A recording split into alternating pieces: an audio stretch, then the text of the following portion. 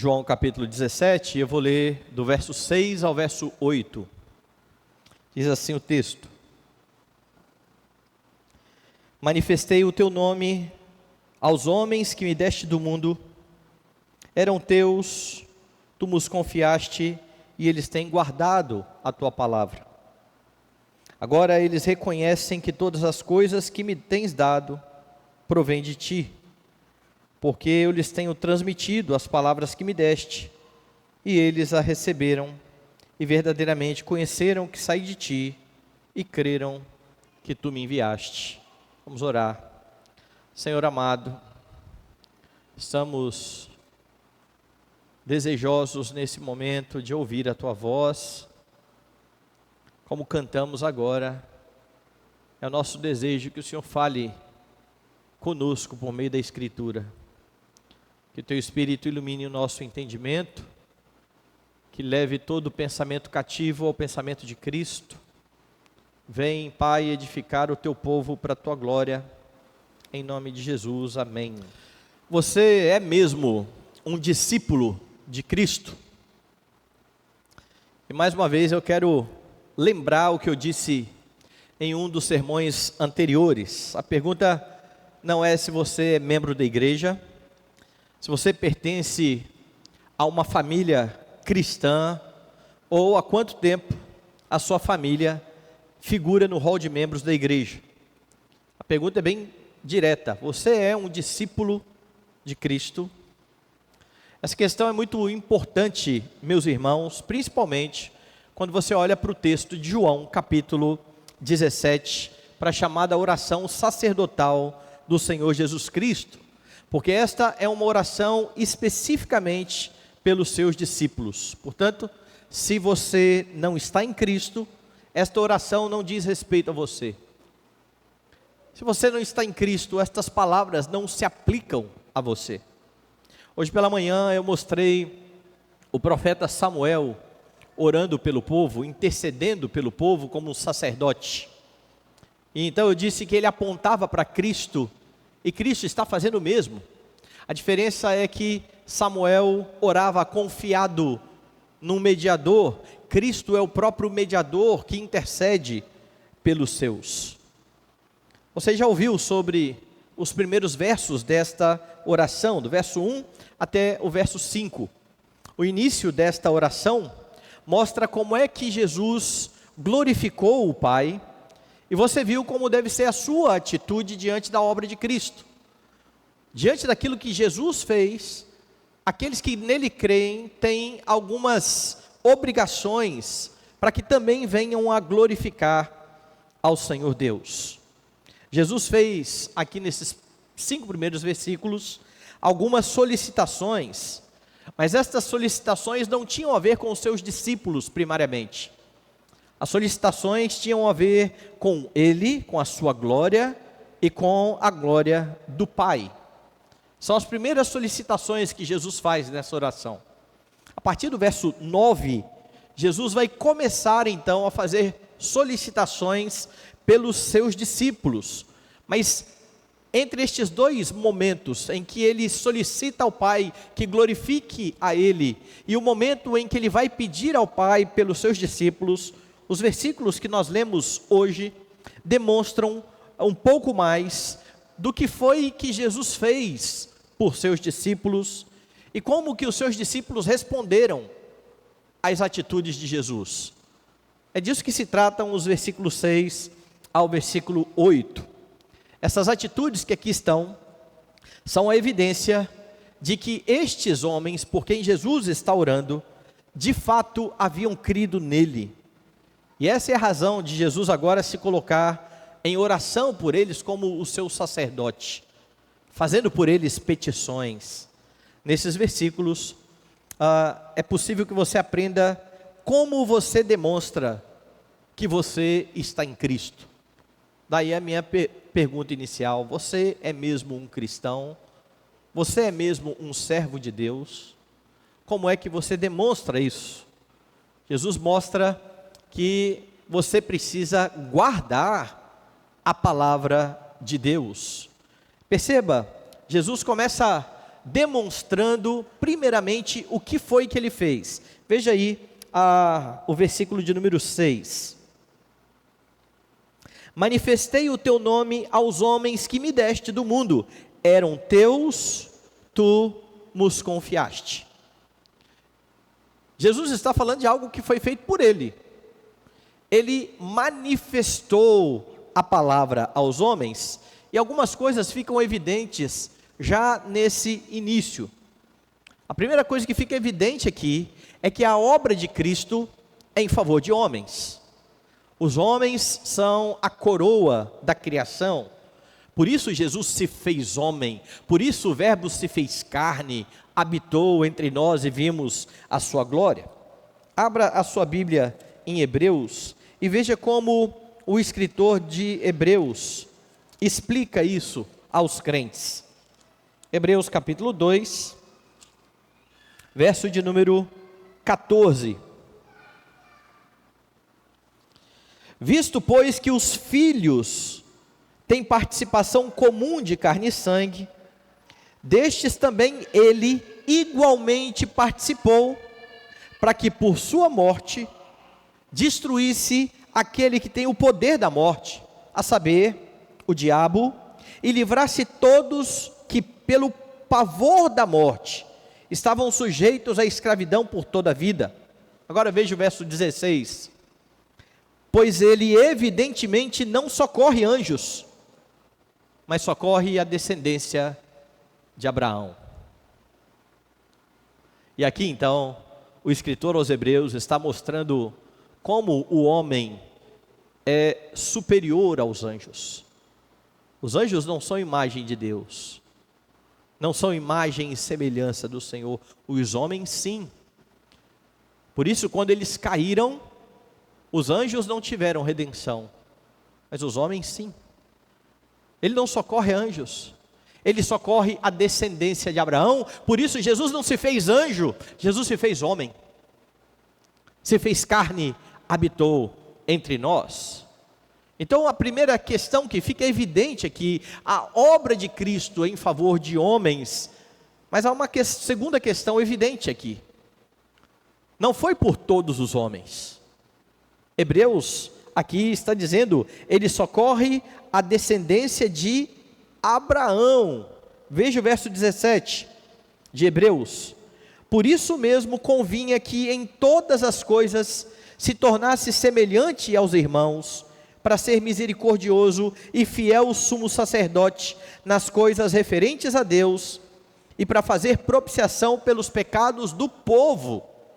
Os descendentes de Abraão aqui, mencionados por Hebreus, são o povo escolhido de Deus, e é isso que Jesus então está falando lá na oração sacerdotal. Veja lá, manifestei o teu nome aos homens que me deste do mundo. Não foi para todos. Manifestei o teu nome àqueles que eram teus e que o Senhor me deu. A obra de Jesus é restrita a estes aqui que Jesus está denominando os homens que me deste do mundo. E é importante isso, porque há muitas pessoas que diante da belíssima doutrina da eleição ou predestinação, ficam irritadas.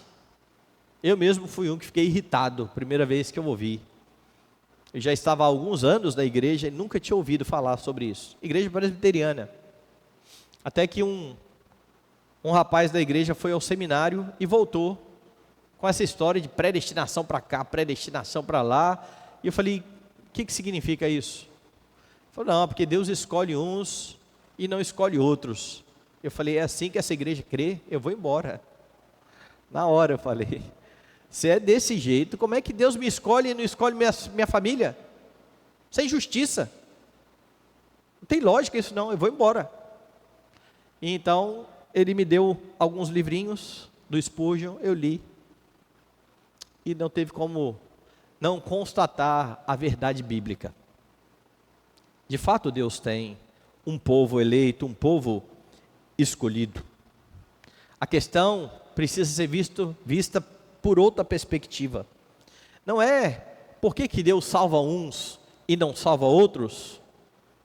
A graça de Deus é vista exatamente pelo fato de Ele ter escolhido alguém, porque ninguém merecia. Não há distinção, diz Paulo aos Romanos, todos pecaram, todos estão destituídos da glória de Deus, todos merecem o inferno, todos merecem a ira de Deus. Deus soberanamente escolheu alguns no meio destes todos, o seu povo de propriedade particular, a fim de castigar em Cristo os pecados deles. Não se espante com o fato de Deus ter eleitos e ter rejeitado outros homens. Veja a maravilhosa graça de Deus em Cristo, que salvou um pecador como você, como eu, como tantos outros que já entenderam o seu estado de pecado e de miséria. Jesus então começa fazendo esta distinção: eu manifestei o teu nome aos homens que me deste do mundo, eram teus, e o Senhor me confiou. Estes homens que Jesus afirma então que eram do Pai, que foram dados a Ele, são este povo escolhido de Deus desde antes da fundação do mundo. E diante desta grande verdade de que o Filho manifesta o Pai a um grupo específico de homens, muitos vão questionar: será que eu sou mesmo uma dessas pessoas? E aí então nós já estamos diante de outro problema, porque o primeiro problema na doutrina da eleição é o questionamento: não, isso é injustiça, por que Deus escolhe um e não escolhe outro? O segundo é: tá, eu acredito em Jesus, mas será que eu sou um eleito mesmo? Talvez muitos aqui já tenham se deparado com essa questão, sobretudo na sua luta contra o pecado. Será que se eu fosse crente, eu estaria enfrentando o que eu estou enfrentando? Como é que eu vou saber se eu sou um eleito de Deus? Então olhe para a fala de Jesus e veja a evidência que mostra que alguém é ou não do Senhor. Estes que foram confiados pelo Pai ao Filho, são aqueles que no verso 6, no finalzinho do verso 6, Jesus diz: eles têm guardado a tua palavra. Você quer saber se você está entre os eleitos de Deus? É fácil. Você tem guardado a palavra? Nós lemos o salmista dizendo hoje: guardo no coração as tuas palavras, para não pecar contra ti. Jesus manifesta o Pai aos eleitos, e a resposta de fé que demonstra que alguém está em Cristo é guardar a palavra. A ideia de guardar aqui tem o sentido de observar, de obedecer aquilo que está ordenado na palavra. Como eu disse, o salmista aqui diz: eu guardo no coração a palavra para não pecar, ou seja, eu obedeço aquilo que Deus diz, para que Deus não seja ofendido com o meu pecado, com as minhas atitudes. Essa é a ideia, e essa é a evidência de que você está em Cristo. Como é que você se relaciona com a palavra bendita de Deus? Porque, meus irmãos, de nada adianta alguém professar o nome de Cristo, cantar músicas sobre Jesus, fazer parte do hall de membros da igreja, se não tem se empenhado no poder do Espírito Santo, a guardar, a observar a palavra de Deus. Guardar a palavra de Deus era algo impossível sem a redenção, ou é algo impossível sem a redenção. Entretanto, aqueles que são libertados por Jesus, aqueles a quem Jesus manifestou o Pai, eles têm o poder de guardar a palavra. O poder não é deles, o poder vem do Espírito do Senhor, que agora neles habita. E é claro, há muitos mandamentos difíceis. Talvez um dos mais difíceis envolva a questão do perdoar o seu irmão.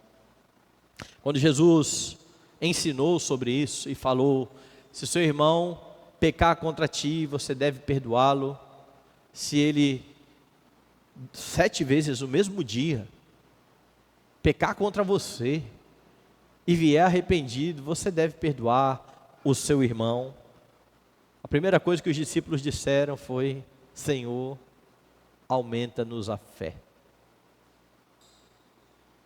Os discípulos estão diante de um mandamento que na cabeça deles envolvia então ter uma fé grandiosa. Sem muita fé, isso é impossível. Sem muita fé, nós não damos conta de perdoar as pessoas. E nesse contexto, Jesus respondeu com a parábola do servo inútil, falando daquele homem que trabalhou o dia inteiro no campo, que chegou na casa do seu senhor e em vez de descansar, foi servir o seu senhor. E então Jesus pergunta: porventura terá de agradecer ao servo? É óbvio que não. Um servo obedece ao seu senhor, ele cumpre as suas funções, ele cumpre as suas tarefas sem reclamar. Jesus então diz assim: também vocês têm que fazer tudo o que eu estou mandando, vocês têm que perdoar 7 vezes no mesmo dia, e depois disso dizer: somos servos inúteis, fizemos apenas o que deveríamos fazer. Mas lembre bem, os discípulos tinham pedido: aumenta a nossa fé. Jesus não disse que aumentaria a fé. Jesus contou uma parábola que mostra que eles devem ser obedientes. Não é uma questão de ter uma fé grande ou uma fé pequena, até porque Jesus já havia dito: quem tem fé do tamanho de um grão de mostarda, vai pedir àquela amoreira: arranca-te e transplanta-te ao mar. E como eu não conheço ninguém assim, e vocês também não, nós sabemos que ninguém tem essa fé toda. Mas temos um grande Redentor, que nos tirou das trevas, que nos trouxe para a luz, que nos deu agora capacidade de guardar a palavra e de obedecer. É assim que os servos de Deus se portam. Eles sabem quem é o seu Senhor. Você precisa guardar a palavra no coração para não pecar contra o Senhor, e muitas vezes guardar a palavra envolve morrer para si mesmo. Como no caso do perdão. Eu preciso passar por cima do meu orgulho.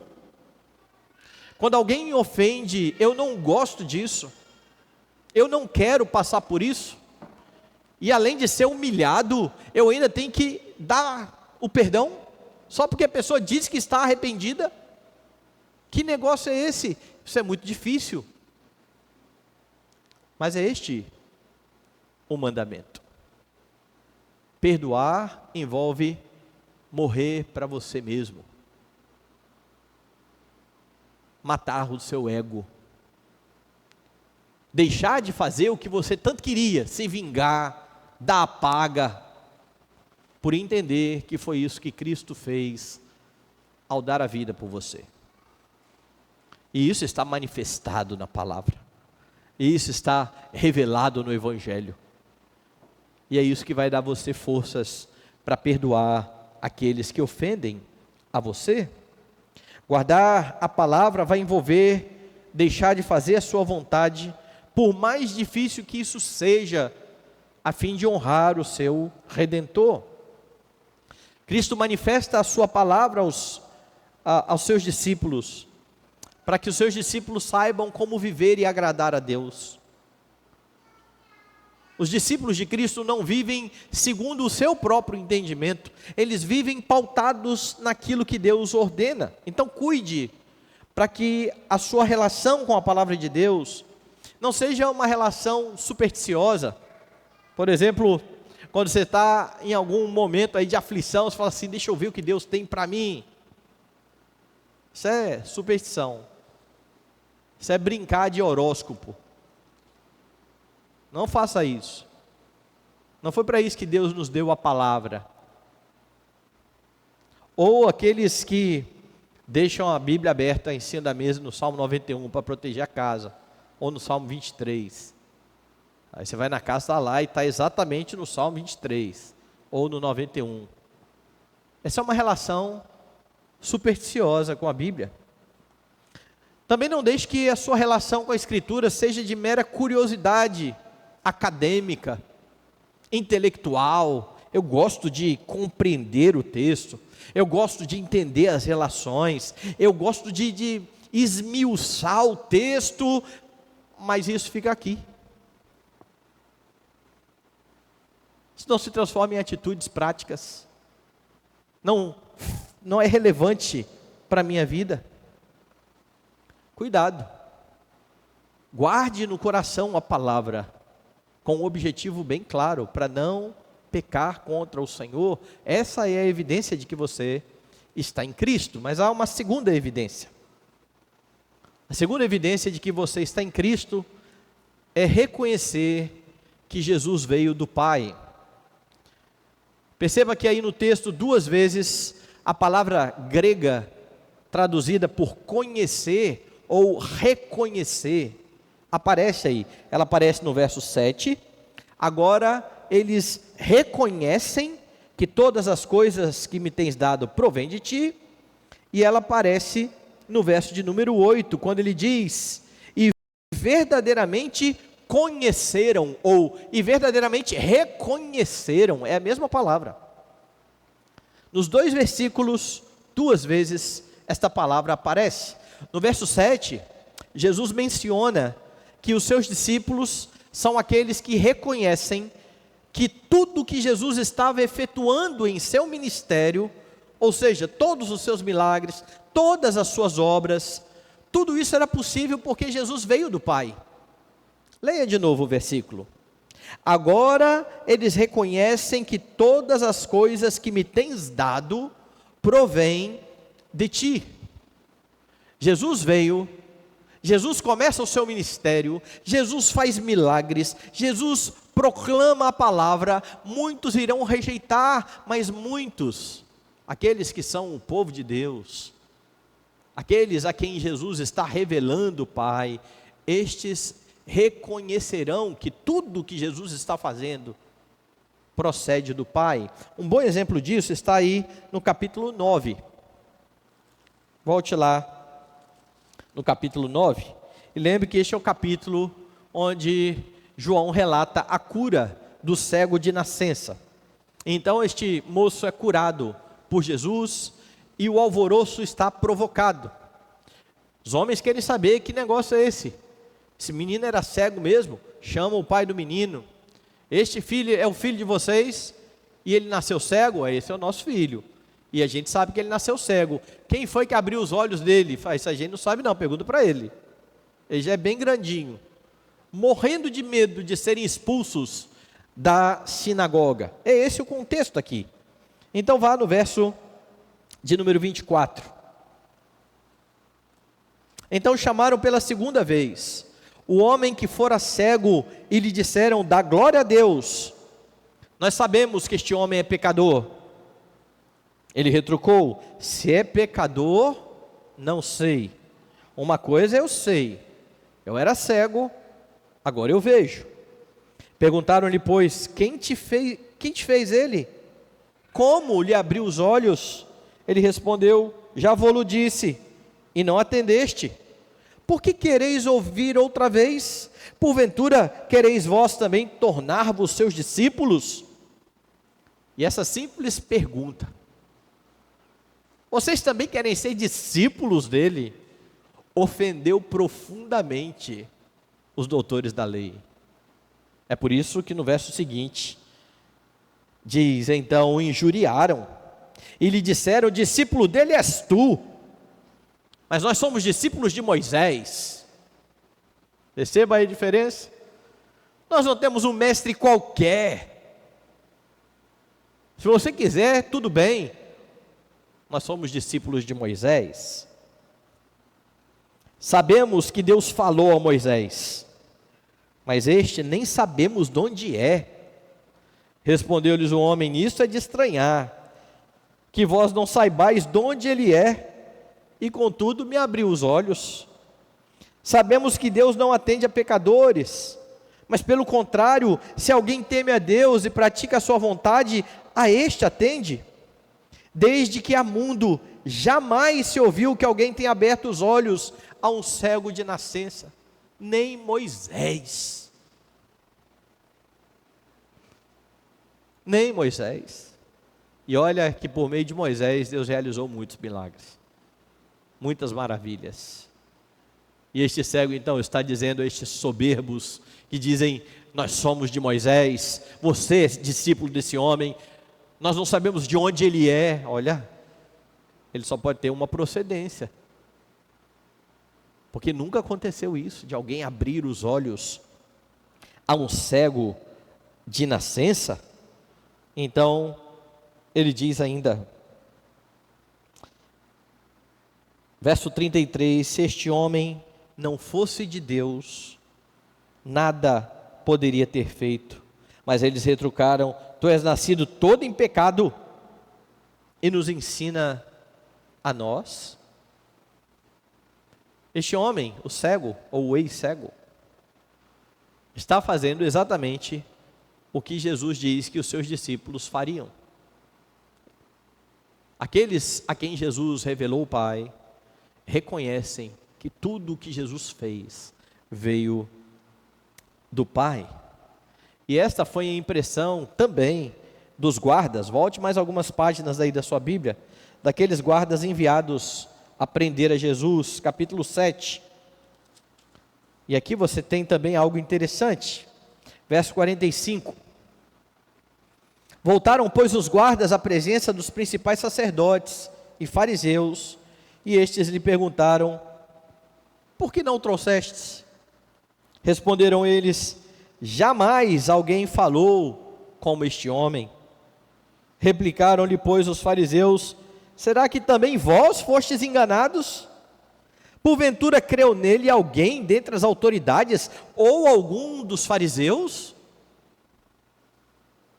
Quanto a esta plebe que nada sabe da lei, é maldita. Pessoas que compreendem a Escritura de verdade não vão atrás desse homem. Quem vai atrás desse homem é essa plebe maldita aí que não sabe nada de Bíblia. Você viu alguém das autoridades crendo nesse homem, nesse impostor? Aí então no verso 50, o texto diz: Nicodemos, um deles, ou seja, Nicodemos era das autoridades, que antes fora ter com Jesus, perguntou-lhes: acaso a nossa lei julga um homem sem primeiro ouvi-lo e saber o que ele fez? Responderam eles: dá-se ao caso de que também tu és da Galileia? Examina e verás que da Galileia não se levanta profeta. E cada um foi para sua casa. Depois de dizer: ninguém das autoridades creu, aparece Nicodemos dizendo: olha, nós vamos julgar mesmo sem saber dos dados. Eles ficam irados com Nicodemos.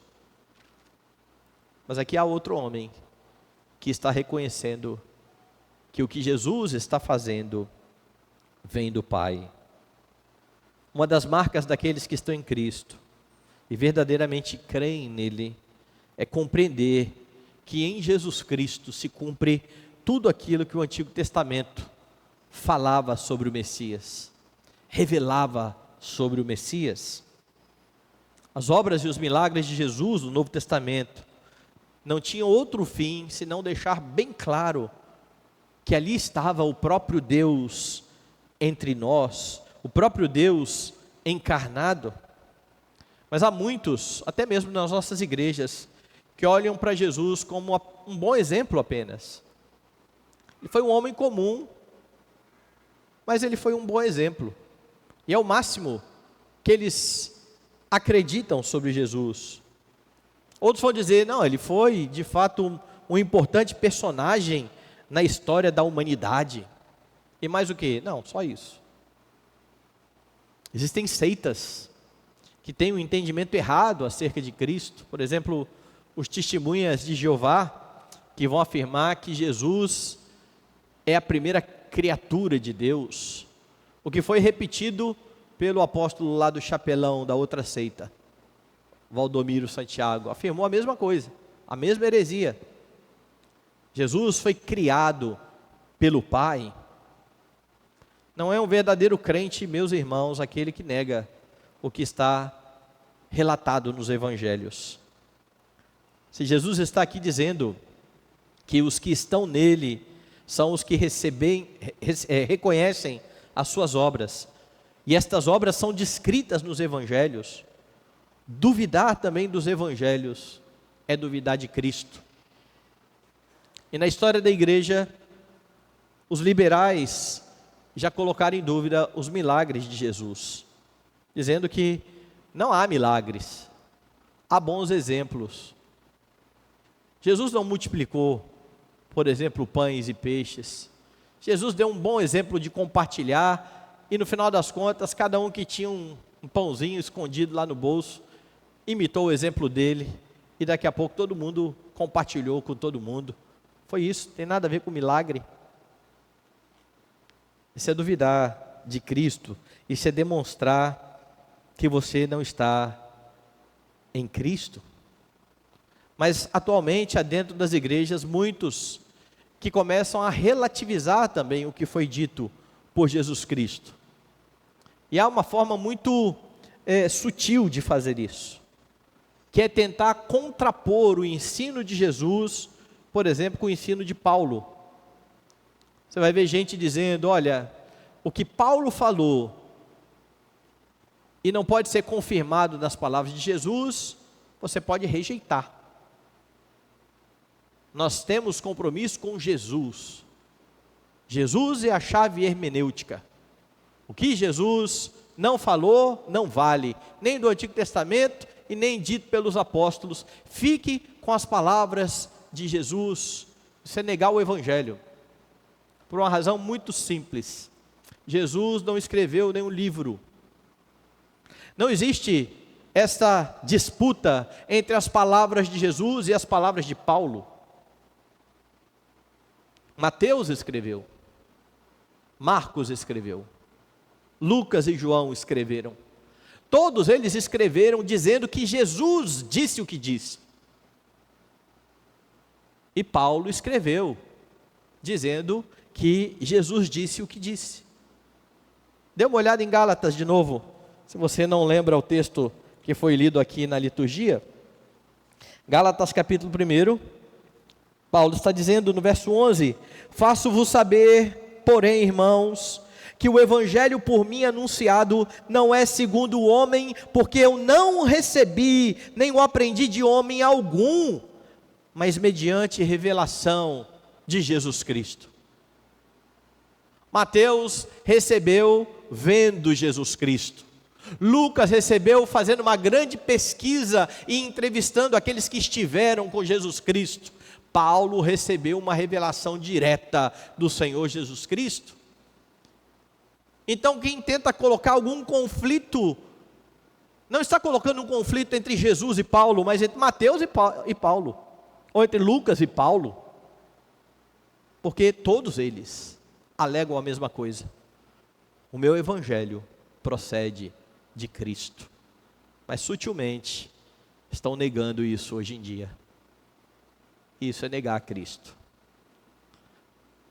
Mas Paulo estava influenciado pela cultura. Não vale. Paulo falou da mulher numa perspectiva simplesmente cultural, então as suas palavras não valem. Isso é ofender a Cristo e o Espírito de Cristo que inspirou a Paulo. Isso é se portar como alguém que não é discípulo de Cristo. Porque os discípulos de Cristo, conforme ele diz aqui, são aqueles que reconhecem as suas obras. Portanto, rejeitar as palavras de Paulo, dizendo ele era machista, sua escrita é fruto da cultura, é rejeitar a palavra de Cristo. Verdadeiros discípulos não fazem isso. Perceba aí no texto, Jesus afirma que estes que reconhecem que o que ele fazia provinha de Deus, foram exatamente os que deram crédito à palavra. Verso 8, vai lá em João 17, 8. Porque eu lhes tenho transmitido as palavras que me deste, E eles as receberam e verdadeiramente conheceram que saí de ti e creram que tu me enviaste. Agora, veja aonde está inserida esta afirmação do verso 8. Está entre o que ele diz no verso 7 e o que ele diz no final do versículo 8.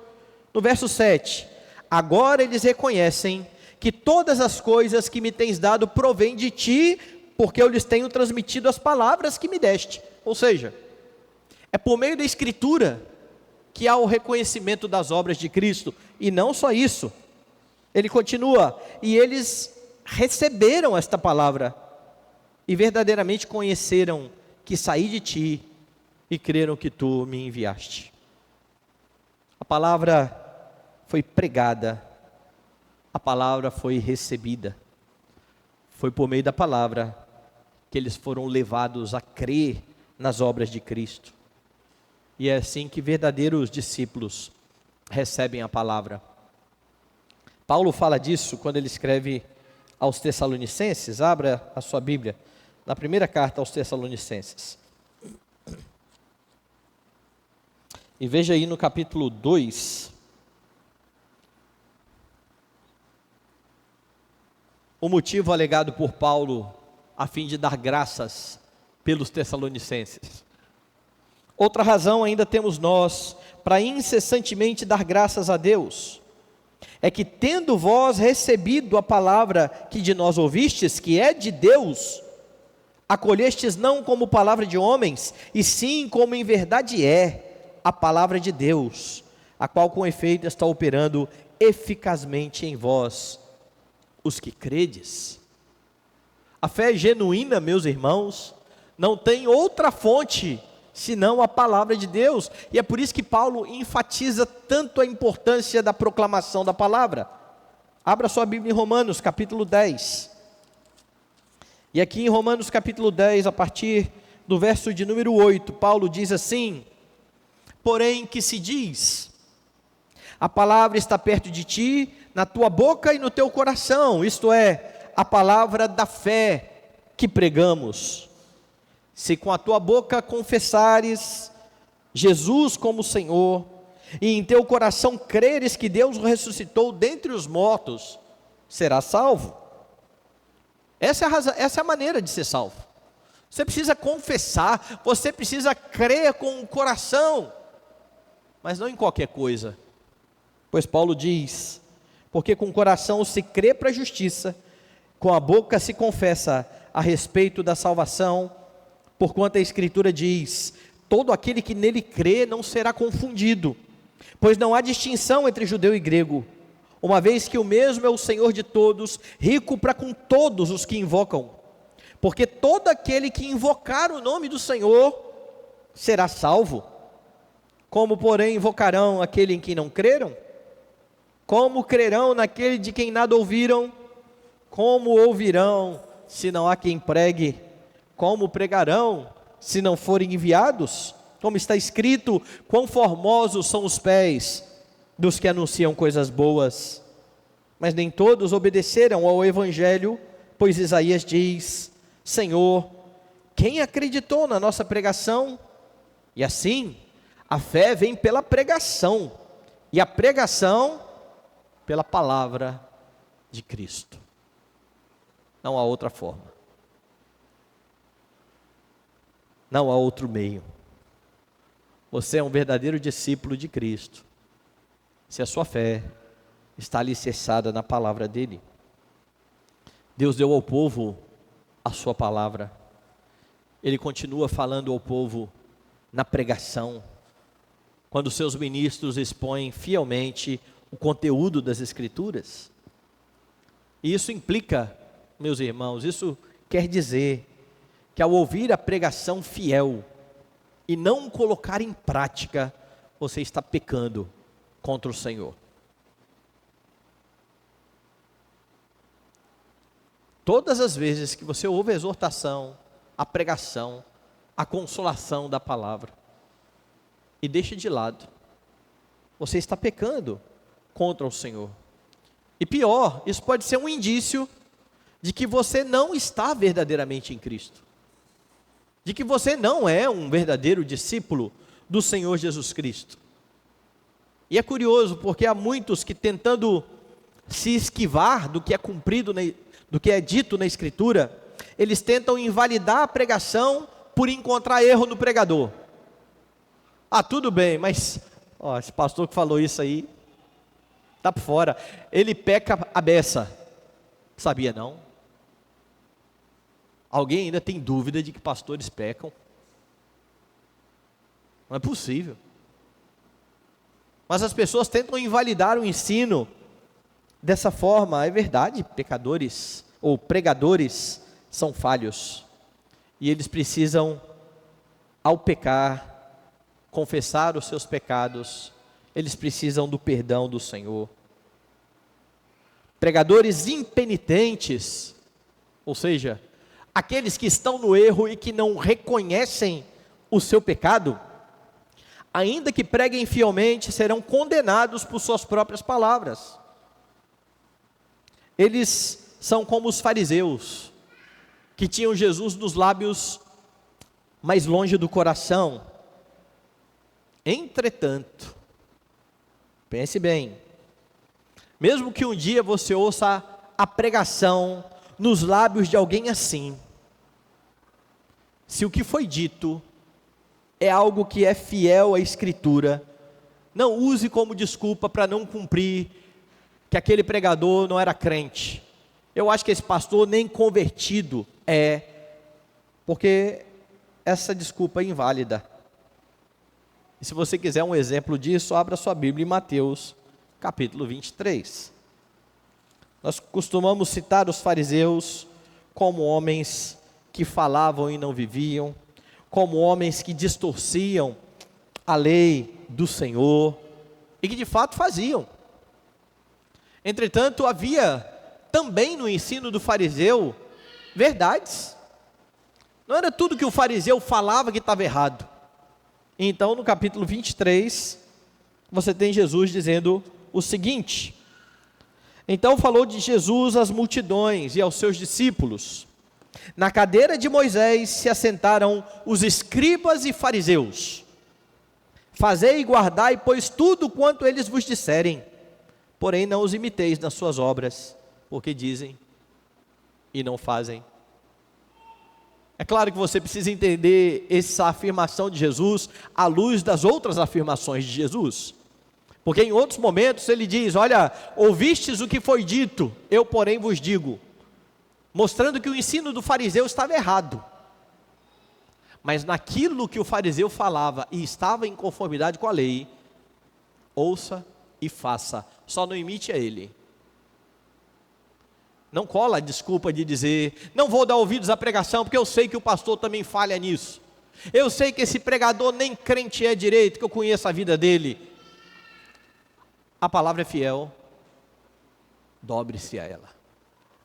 Deixe o pregador impenitente com Deus, ele vai saber cuidar dele. Ele vai saber retribuir a cada um conforme as suas obras. Mas mesmo fariseus, naquilo que eles ensinam, e é verdade, eles deveriam ser ouvidos. E discípulos verdadeiros de Cristo conseguem separar isso, a mensagem do mensageiro. Conseguem aferir, por meio da Escritura, no Espírito que neles habita, se aquilo que foi dito é verdade, e se aquilo está em conformidade com a Escritura, e se é palavra de Deus, receba como ela é, palavra de Deus.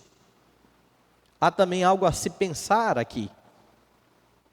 Nunca existirão pastores sem pecado, mas não confunda pastores piedosos, que pecam e que lutam com seus pecados, que sabem das suas limitações, que buscam crescer no Senhor. Não confunda estes homens com falsos mestres, com fariseus, com impenitentes, com lobos que estão no meio da igreja. Porque eles não são a mesma coisa. E para que você separe uma coisa da outra, você precisa atentar ao que é pregado. Se for fiel, receba como palavra de Deus. mas uma questão importante a se notar. Se os discípulos verdadeiros são os que ouvem a palavra, é preciso proclamar essa palavra em todo o mundo. Porque Jesus está manifestando o Pai ao seu povo, e Ele faz isso por meio da proclamação da palavra. Os eleitos de Deus ouvirão e virão a Cristo. Há eleitos do Senhor na sua vizinhança. Há eleitos do Senhor na nossa cidade. Há eleitos do Senhor Brasil afora.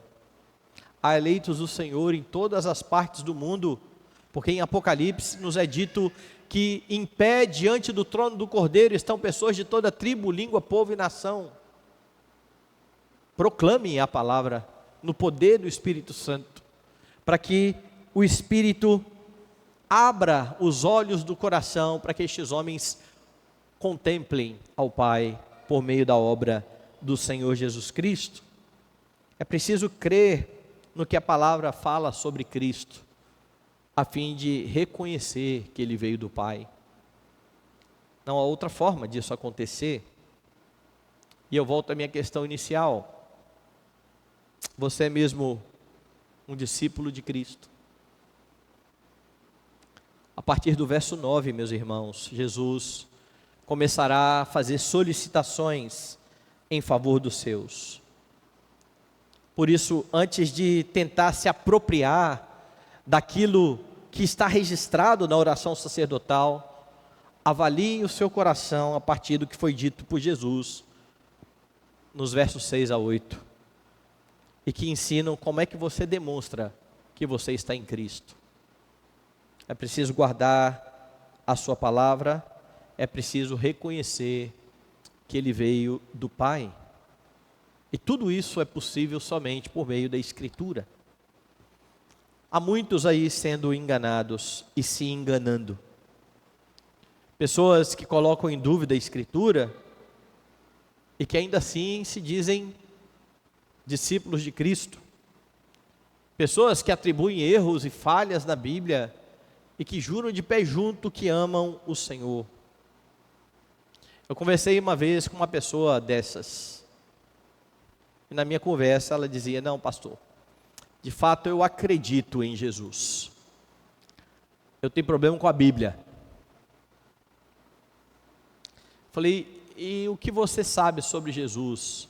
Você aprendeu aonde? Jesus bateu lá na sua porta, você abriu e trocou uma ideia com Ele.